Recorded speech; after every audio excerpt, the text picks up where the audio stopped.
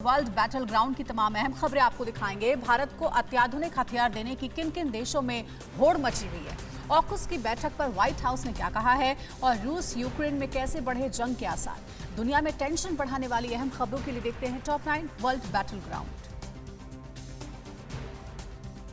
चीन और पाकिस्तान से जारी तनाव के बीच भारत को दुनिया के कई देशों से अत्याधुनिक हथियारों को खरीदने के ऑफर मिल रहे हैं। 2 दिवसीय दौरे पर भारत पहुंची फ्रांसीसी रक्षा मंत्री फ्लोरेंस पार्ली ने ऐलान किया है कि जरूरत पड़ी तो उनका देश अतिरिक्त राफेल लड़ाकू विमानों को देने के लिए तैयार है। रूस और इजराइल भी अपने यहाँ बने कई अत्याधुनिक हथियार देने की बात कह चुके हैं। अमेरिका ने कहा है कि 3 देशों के समूह AUKUS की बैठक में सुरक्षा जैसी तमाम चुनौतियों को लेकर चर्चा हुई। ऑस्ट्रेलिया, ब्रिटेन और अमेरिका के बीच सितंबर में AUKUS संधि हुई थी। व्हाइट हाउस ने कहा कि अपनी सुरक्षा चुनौतियों और कई अन्य उद्देश्यों को लेकर 9 दिसंबर और 14 दिसंबर को इस समूह के सदस्यों की बैठक हुई। Global terrorist organisation Islamic State में अब तक 66 भारतीय मूल के लड़ाकों के होने की जानकारी मिली है। ये लोग सीरिया से लेकर इराक तक हो रहे हमलों में शामिल हैं। ये दावा अमेरिकी विदेश मंत्रालय ने आतंकवाद पर जारी नई रिपोर्ट में किया है। अमेरिकी रिपोर्ट में आतंकवाद के खिलाफ जारी भारतीय एजेंसियों की मुहिम की सराहना की गई है।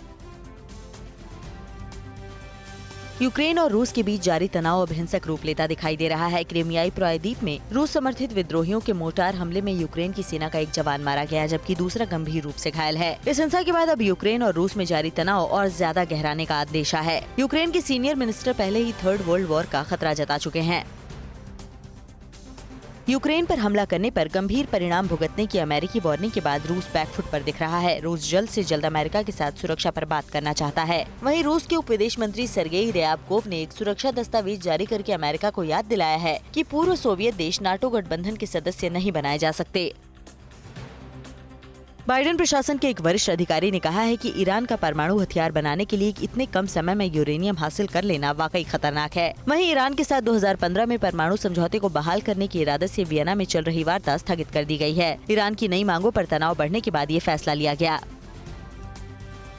भारत के एक्शन से सहमे पाकिस्तान ने POK के स्कार्दू में नए इंटरनेशनल एयरपोर्ट का उद्घाटन किया है। ये श्रीनगर से 155 किलोमीटर की दूरी पर है। गिलगित बाल्टिस्तान का स्कार्दू एयरपोर्ट पहले सिर्फ घरेलू उड़ानों के लिए चालू था, लेकिन पाकिस्तान ने 2 दिसंबर को इसका दर्जा बढ़ाते हुए अंतर्राष्ट्रीय हवाई अड्डा घोषित कर दिया था। भारत इस बारे में पहले ही ऐतराज जता चुका है।